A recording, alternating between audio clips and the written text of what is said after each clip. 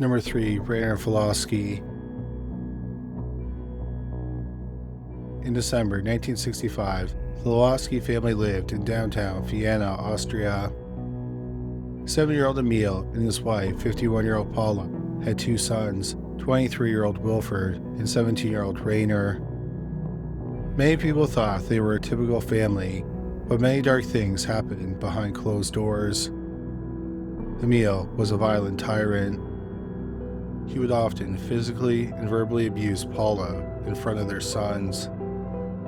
He often accused her of infidelity. Emil would show his sons pornographic photos of their mother in sex acts with someone. Emil said it was another man, but it's actually believed to have been Emil in the pictures. Emil rarely held a job for very long. He got most of his money from scamming the government. On December 19, 1965, Rainer picked up his father's revolver, which he had from serving in the army. He then went to the bedroom of his 23-year-old brother, Wilfred, and shot him to death. He then went into his mother's bedroom and shot his 51-year-old mother to death. 17-year-old Rainer then made his way to the kitchen. Along the way, he picked up an axe. He then hacked his 7-year-old father, Emil, to death. He stuffed his father's body in a trunk.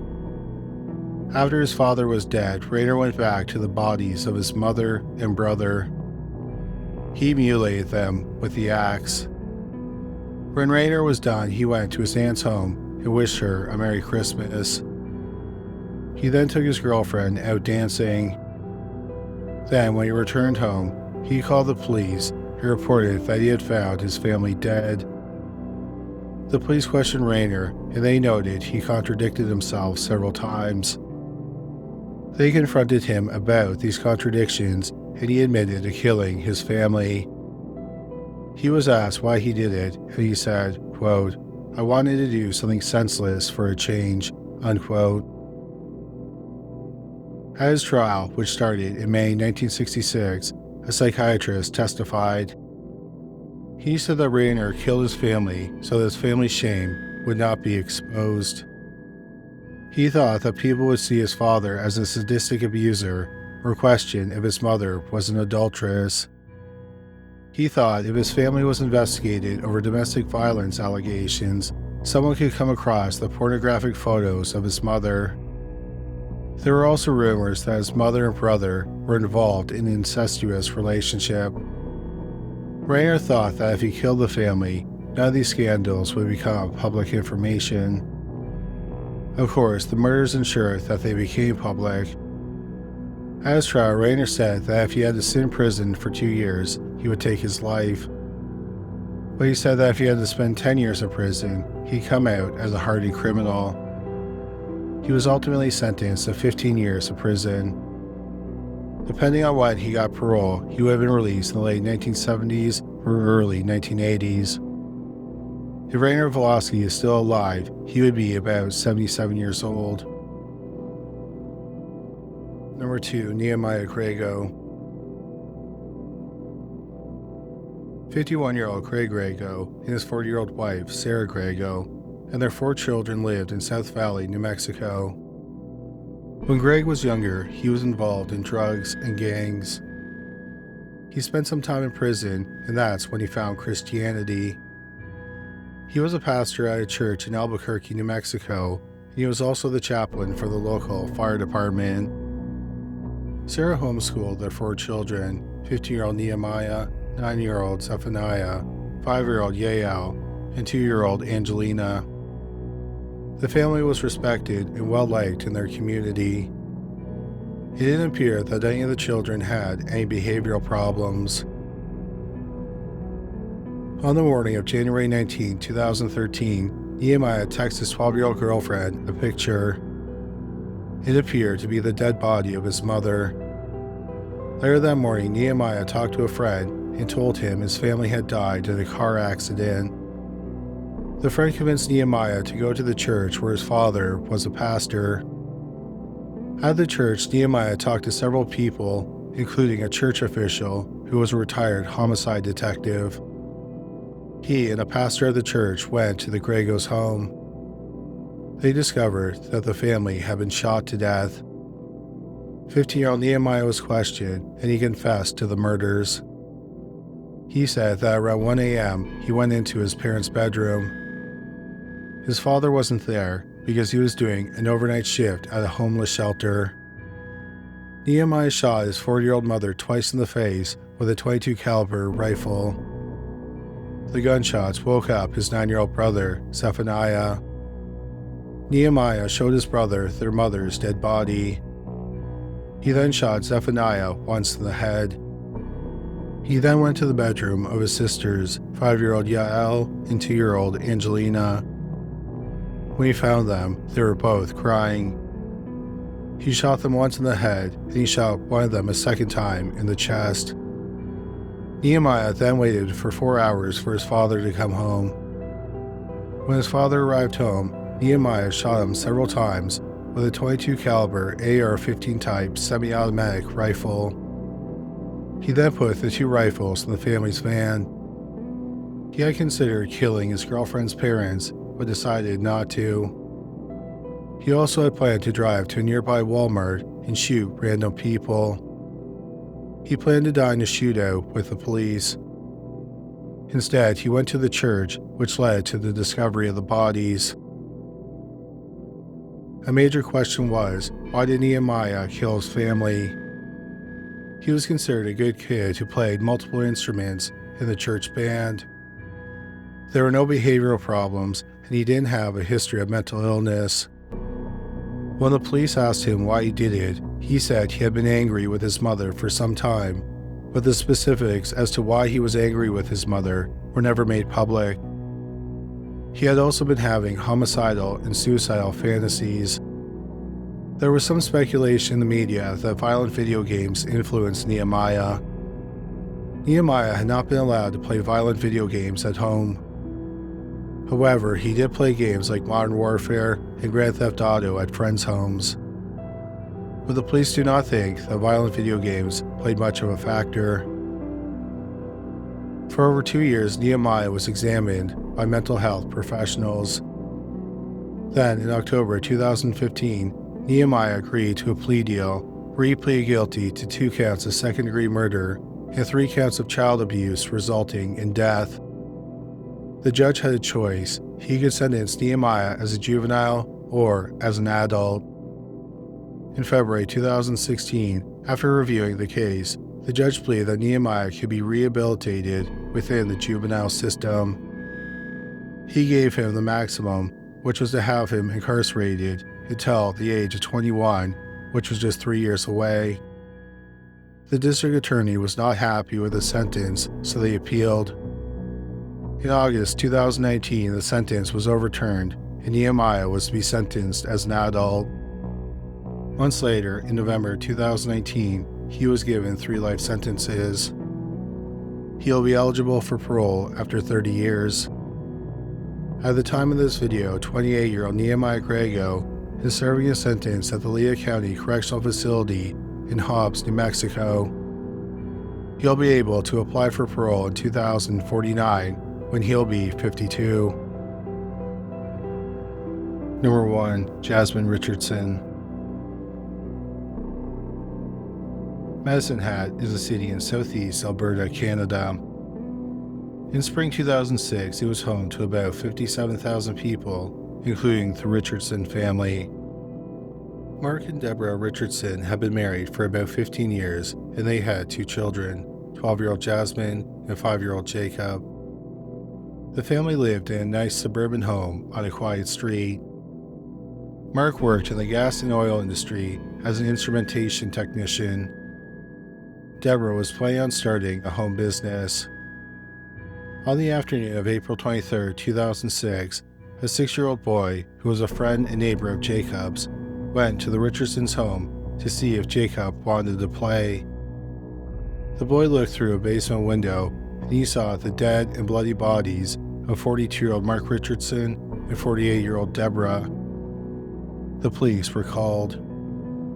When the police searched the home, they made another startling discovery.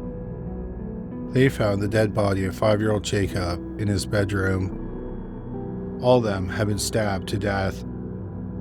Mark had been stabbed 24 times, mostly in the back. Deborah had been stabbed a dozen times. This included being stabbed in the heart several times. 5-year-old Jacob's throat was slashed. He'd also been stabbed twice in the face and twice in the chest. The police realized that one of the Richardsons, 12-year-old Jasmine, wasn't in the home. They thought she might have been kidnapped. However, they quickly realized she was probably one of the killers. About a year earlier, when Jasmine was 12, she started to act out and got involved in the goth subculture. She wore dark clothes and makeup and listened to hard rock bands like Slipknot. She also started hanging out with men who were in their late teens and early 20s. Mark and Deborah did not like their preteen daughter hanging out with older guys and forbade her from talking and hanging out with them. Jasmine ignored her parents' rules and continued to see the young men. In January 2006, 12-year-old Jasmine met 23-year-old Jeremy Allen Steinke at a local mall. Steinke was a troubled young man. Growing up, his father and 2 subsequent stepfathers physically abused him. His mother also had problems with alcohol. Steinke was bullied in school. He dropped out when he was in the 10th grade. He worked several menial jobs for minimum wage. Steinke was fascinated with werewolves and even claimed to be a 300-year-old werewolf. He claimed he liked to drink blood and supposedly had a vial of human blood he wore around his neck. The local police knew Steinke because he had been caught shoplifting several times and he wrote several bad checks. However, he had not served any jail time. Steinke and Jasmine hit it off immediately. They started hanging out as friends. Since Jasmine was not allowed to hang out with older guys, they met in secret. They also secretly chatted online and on the phone. Mark and Deborah knew Jasmine was still talking to older guys, so they banned her from using the phone and they put the computer into storage. This did not stop 12-year-old Jasmine from communicating with 23-year-old Steinke. She would use payphones and computers at the public library. Then Steinke, who was 23 and unemployed, and Jasmine, who was 12 and in the 7th grade, started a romantic relationship. After the bodies of the 3 Richardsons were found, the police searched Jasmine's computer, her email accounts, and messaging history, and learned that for weeks, she and Steinke had been planning the murders. In Jasmine's school locker, the police found a drawing of stick figures graphically depicting her family being murdered. The police also learned that Jasmine had talked about killing her parents with her friends. However, none of them had taken her seriously. Steinke also asked friends for help committing the murders. Like Jasmine's friends, Steinke's friends didn't take him seriously. The police learned that afternoon, around the time the bodies were found, Jasmine and Steinke went to a house party a few blocks from the crime scene. They seemed upbeat and affectionate with each other. Steinke showed off a black eye he received while stabbing Mark to death. The couple also admitted to a friend that they had killed Jasmine's family. Steinke said he gutted them like a fish, and Jasmine said that Jacob gargled. The murders made news around Canada, and people were told to be on the lookout for Jasmine and Steinke. The day after the triple murder, a police officer in Leader, Saskatchewan, a small farming community about 105 miles from Medicine Hat, spotted them at a gas station. A friend had driven them to Leader because they had a friend who lived there and they were hoping to crash at his home. Steinke and Jasmine were arrested without incident and charged with 3 murders. 2 days after the murders, Jasmine claimed that Steinke committed the murders by himself and she did not want her family dead. On May 4, 2006, a few weeks after they were arrested, Steinke was being transported in a prison van and an undercover police officer wearing a wire was placed in the van with him. During their 3-hour trip, Steinke confessed to the murders. He said that Jasmine had left the basement window unlocked. He climbed in through the window and made a noise which awoke Deborah, and she came down to investigate. So he stabbed her first. This awoke Mark, who rushed to the basement. Steinke said that Mark was armed with a screwdriver and he came at him. However, Steinke won the battle and stabbed Mark to death. Steinke received a black eye during the murder. While Mark was being stabbed to death, he asked why. Steinke told him it was because Jasmine wanted this. Jasmine and Steinke then went into Jacob's bedroom. Jasmine slit her 5-year-old brother's throat and stabbed him while Steinke watched. Steinke said he left Jasmine to clean up the crime scene and he went home. They met up later that morning and had sex. Then they went to the house party. When the murders made the news, they became paranoid, so they fled to Leader. While Jasmine and Steinke were being held in jail awaiting their trials, they sent love letters to each other in which they vowed to get married. In June 2007, 13-year-old Jasmine Richardson went to trial. Jasmine testified and she maintained that Steinke was the mastermind and that he killed everyone. She did admit to stabbing her brother after Steinke goaded her. She said she stabbed him a few times, but the wounds were shallow. She claimed that Steinke took the knife from her and he killed the 5-year-old boy. However, there was evidence that Jasmine wanted to kill her family and that she took part in the physical murders. This included an email that Jasmine wrote which said, quote, "I have this plan. It begins with me killing them and ends with me living with you," unquote. Jasmine was found guilty of 3 counts of first-degree murder. Jasmine Richardson is the youngest person in Canadian history to be convicted of multiple murders. She was sentenced to the maximum for her youth, which was 10 years of prison. Jeremy Steinke went to trial over a year later. He was also found guilty, and he was sentenced to 3 life terms with a possibility of parole after 25 years. In 2011, while technically serving her sentence, Jasmine was allowed to attend university classes under supervision. She completed her sentence in May 2016. When she was released, she was given a new name. In 2010, her criminal record was expunged. 31-year-old Jasmine Richardson's current whereabouts are unknown. At the time of this recording, Jeremy Steinke is 42 years old and he is still incarcerated. He'll be able to apply for parole around 2031 when he'll be 48 years old. Thank you so much for watching today's video. If you enjoyed it, we'd really appreciate it if you subscribed. Also, don't forget to watch our shorts on YouTube, Instagram, and TikTok. Once again, thank you for watching.